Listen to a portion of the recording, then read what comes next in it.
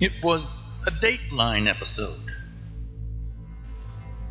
And normally we have resolution at the end of the program. We know there's been a crime. We have listened to the detectives. We followed the clues.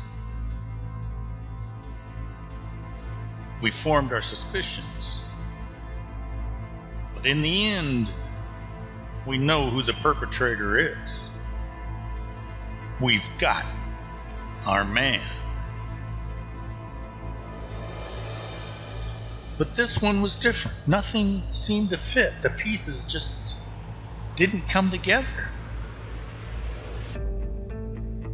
We've got a young, vibrant college student, Ira Yarmolenko, found lying next to her vehicle, next to her car, which had traveled down an embankment. She's found with ligatures wrapped around her neck, deceased. No apparent motive. Not robbery, no sexual attack. And then there's the two fishermen, Mark Carver and Neil Cassida, found 100 yards away from where Ira's car was. Claimed to have not heard anything, not saw anything out of the unusual.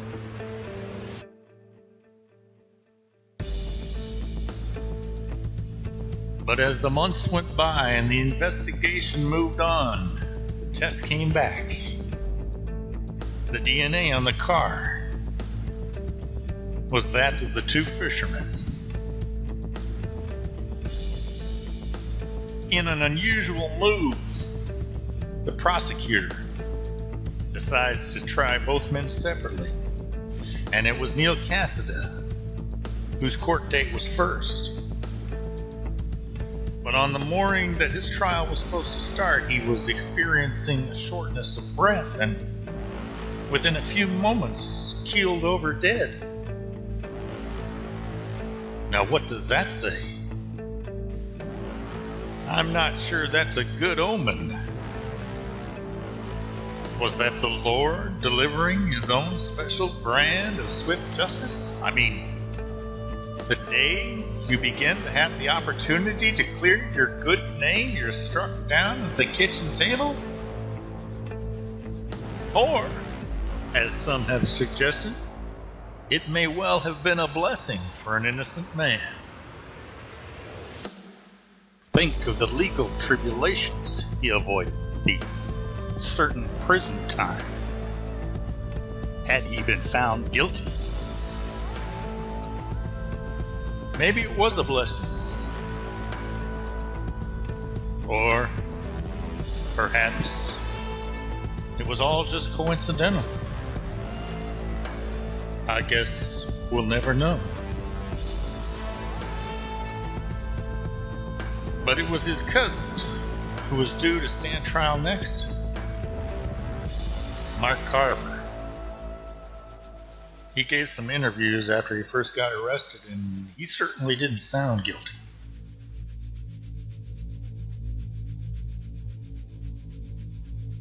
He might as well have been Elmer Fudd, caught in the crosshairs of a hunting rifle. Proverbially been baking cookies when all this went down. You're really left with the impression that he was just a good old boy, down there fishing like he always did.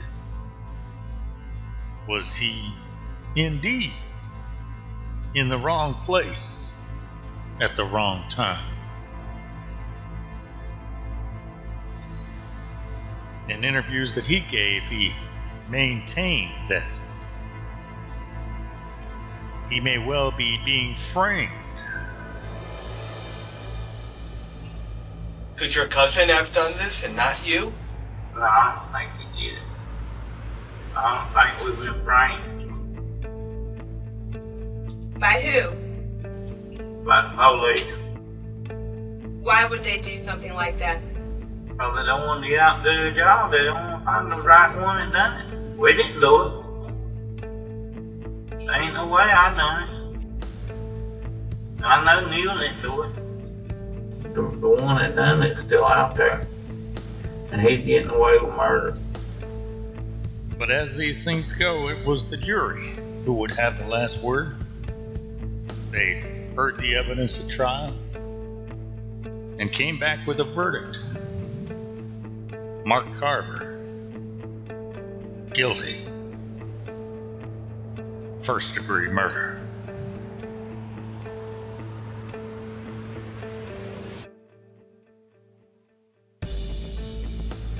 And of course, Mark went through the normal appeals, looking for procedural errors, but there were none, and the verdict stood. Then the North Carolina Center for Actual Innocence done a lot of good work in getting wrongful convictions overturned when innocent people are sent to prison. And their director, Chris Muma, is a force to be reckoned with.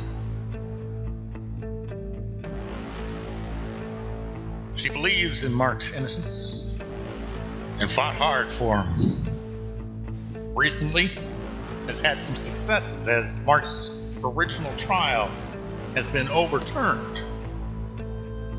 Now it's up to the DA to decide, does he want to retry Mark Carver or drop the charges?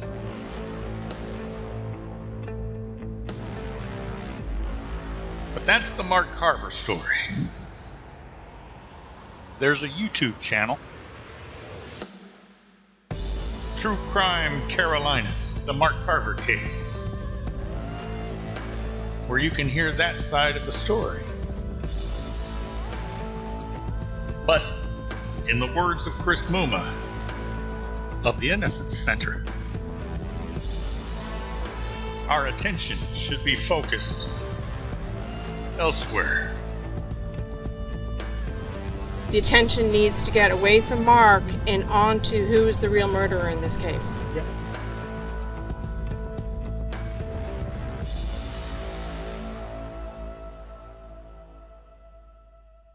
And so we do just that.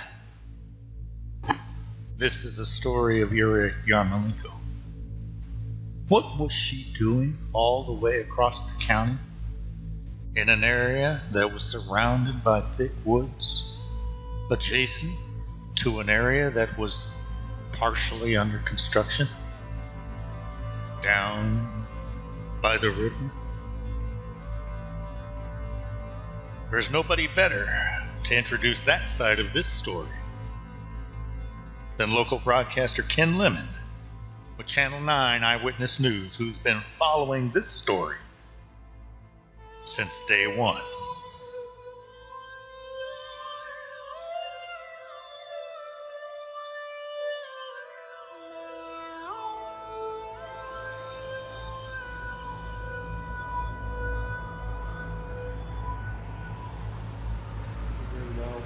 One of those days where we're working on stories, and I'd gone to Shelby to work on a story that I kind of picked up late in the day.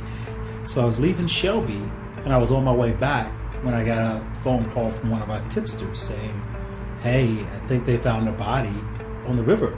And I called, and sure enough, they were out there. And so I go straight out there, and I end up working on that story the rest of the day. But it wasn't until what I would consider late after. So it was like after 2 o'clock, we got the call and got on the scene.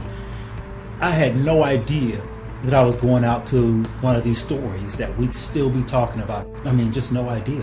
And this one just resonated. It resonated with so many people. It resonated in Charlotte. It resonated in Gaston County. Sometimes you get these stories that happen in Gaston County and only Gaston County people care about it.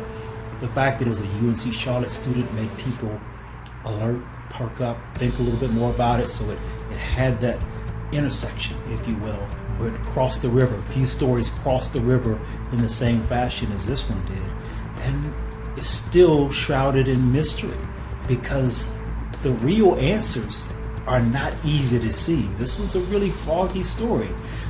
You know what perplexes you. You know what upsets you. You know what yearns at you to ask more questions. Just the answers are just not out there in the same fashion that you find, several dozen other stories that begin the same way. The one thing is, everybody agrees. It doesn't matter if you're defense or prosecution. Everybody says, and you believe, that they want justice for Ira Yarmolenko. At the end of the day, here is a young 20-year-old woman who's killed out of place. As far as we know, there was no direct connection between her and this section of Gaston County. This was very remote. Now you have a subdivision there, you have a YMCA there, but when this happened, this was fairly remote. This is an area just barely coming under construction. If you were there, you were one of just a handful of people who lived there, because there weren't a whole lot of homes there, or you were lost. And so she ends up dead in a place where she doesn't belong, on the banks of a river. And the first people who find her are jet skiers, and they're a very compassionate couple. I spoke with them, spent some time with them out on the river, and they talked with me about that day. And the crime scene it's brutal, it's disturbing, it's abrupt, it's strong. This is a person who was killed up close.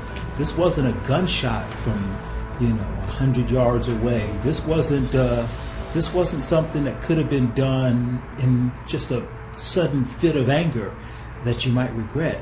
This was strong, and whoever did this, they were intentional in their actions. And she was killed next to her car, away from home, in an area that you may not have been able to call out for help and reasonably expect that someone would hear you and come to your aid. Come to your aid. Come to your aid.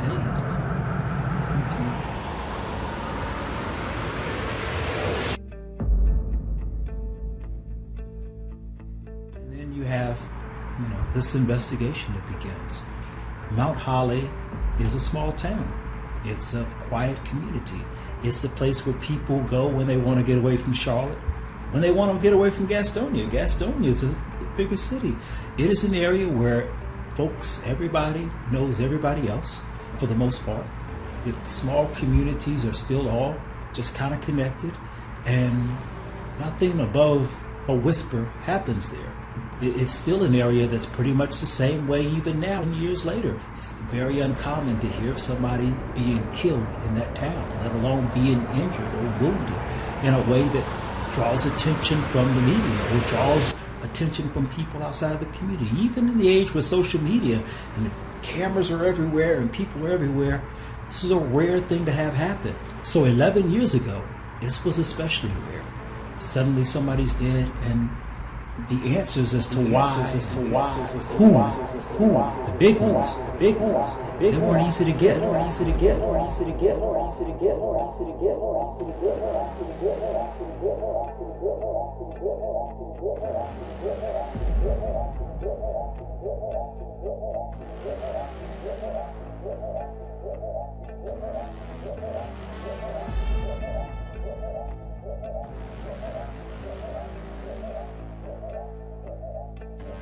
And again, this is just me, and everybody does this, because at some point in the process of going through your journalistic outlook on things, you still do this, but you ask yourself, if not him, then who is?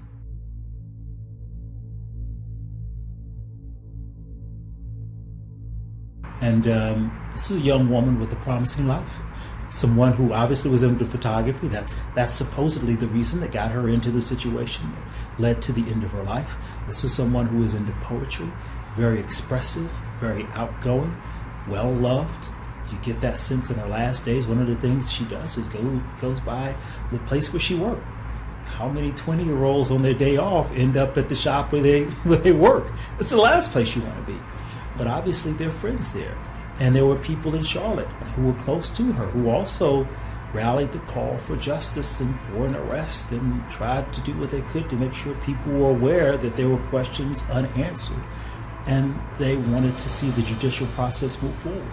That couldn't happen without an arrest. Ken takes us back to the crime scene. It's not as developed as it is now. So there was a small road that led to a dirt road that's now all paved. They kept us back from.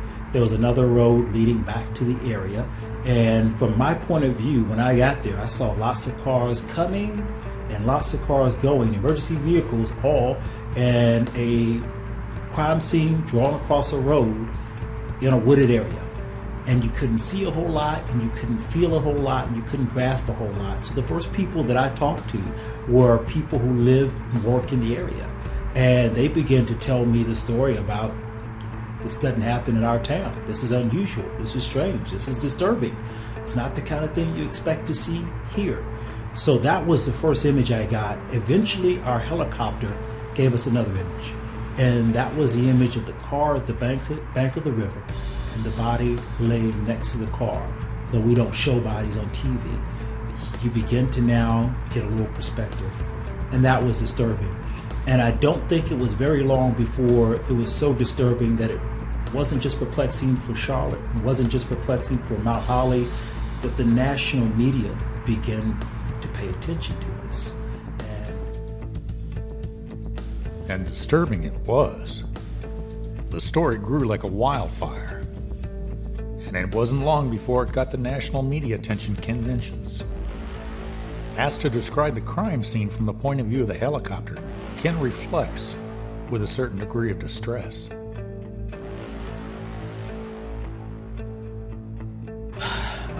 It was eye-opening. It was eye-opening. It's hard to conceive when you're so far away from the crime scene exactly what that looks like. It's hard to conceive an idea that something would come down a hill and hit the banks of a river until you actually see what that hill looks like, and you see what the bank's like, and understanding it hit a stump that stopped it and how close it is onto the river, until you see from the helicopter. And then you also get to see the boats on the water and understand that this was a response from folks on the water as well as folks on land.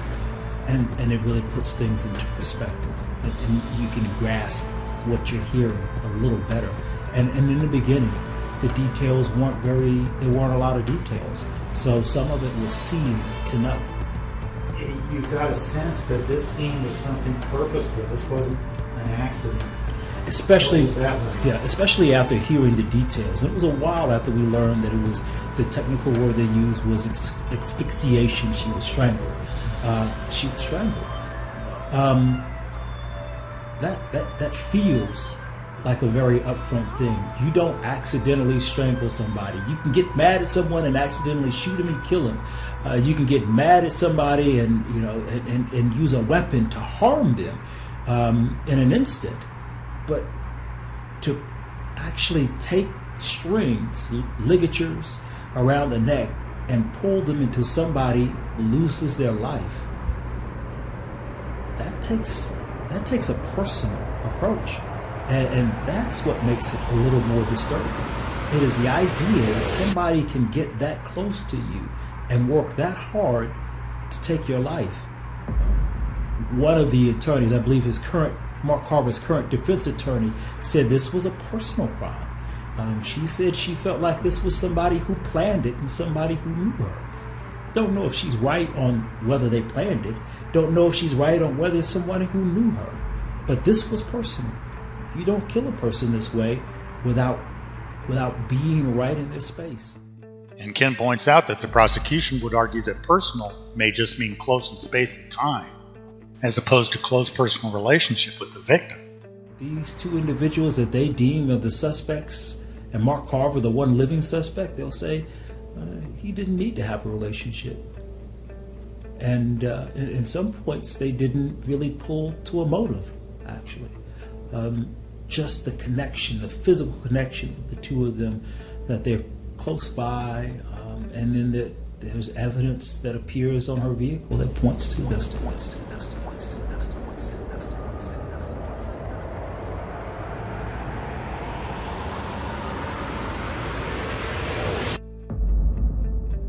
From your vantage point, Ken, give us a sense of the community response to this tragedy. Everybody is asking questions. Everybody's asking the same questions. There are a few stories that you can work on where no matter where you go, everybody asks, hey, what about that situation? What happened to that girl? You hear that. She had a strange name. Now we can all say it, Ira Yarmolenko. It doesn't spell like Ira, but we've heard it enough that we know Ira Yarmolenko. But people, as you go out and you've exhausted everything that you can now, and you have to pick up another story. You go out and start working on other stories, particularly near that area. People begin to ask you, but almost anywhere. This became one of those faces and one of those names that really outgrew the geographic boundaries of a region. There's some people who don't pay attention to stories in Rock Hill. If you're in Gastonia, they may not pay attention to it. If you're in Salisbury, Monroe may not pay attention to it. This is one of those stories that people everywhere would ask you questions. More intensely, when more people would ask closer to Mount Holly and Belmont and in Gaston County and Gastonia, where I saw people often. But when I veered outside of that area, people would ask, hey, did they ever say what happened to her?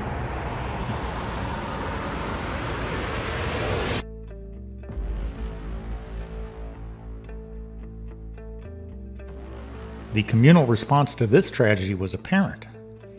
Behind the scenes, police were tight-lipped in terms of what was going on in the investigation. So, and particularly say what happened, because if I'm not mistaken, it was weeks before they even determined the cause of death. I know that was one of the things they'll typically reserve for themselves. They're not always disclosing the cause of death initially, so that was one thing that came out, a couple of weeks? That was at least days from the incident that it came out. And I can't remember. 11 years ago, it's difficult to remember, but I do remember the, asphyxiation. And I believe it was intentionally set that way, even though it's a very medical term. It kind of left some questions. So they didn't tell you that someone took ligatures and pulled and strangled.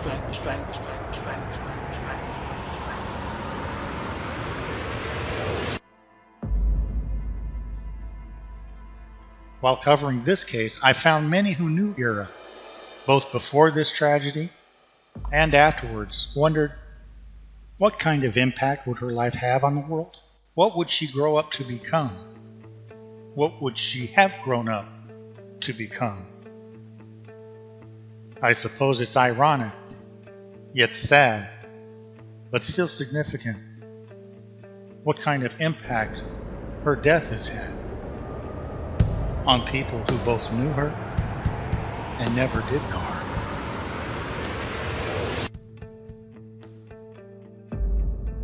I do remember us covering on campus, and it's interesting when you get these stories where you feel it in a place outside of where the story originated. But people did feel it. They felt that loss. And even though she was a long ways from home, and for some people, particularly if you have campus life, Gastonia can feel a long ways away. What happened there had a ripple effect that reached all the way to UNC Charlotte and kept reverberating across that campus with people who knew her and people who learned about her after her death. That was what was powerful, was yes. The impact that she left. Yeah.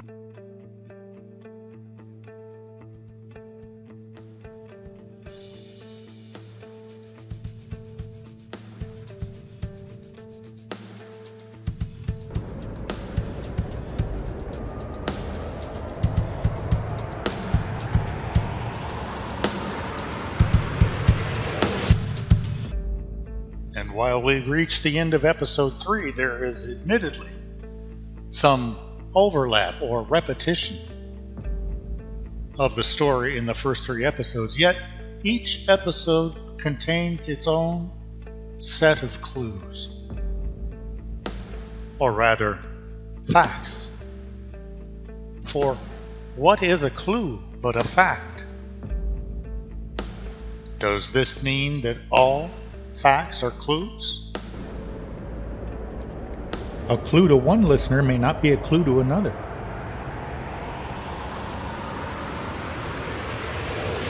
Is there indeed a fine line between fact and fiction and clues?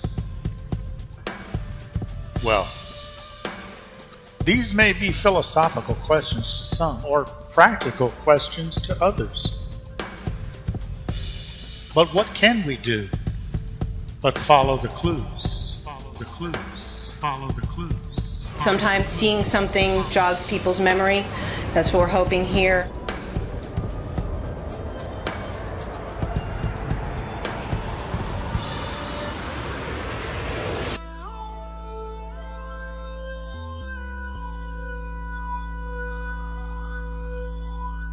I'm really nervous about night classes. I have to take them, but I always walk out in a group. I think it's made me a lot more aware of my surroundings. I used to go everywhere by myself, and I never really thought twice about it. I'm really nervous about night classes. I have to take them, but I always walk out in a group. I think it's made me a lot more aware of my surroundings. I used to go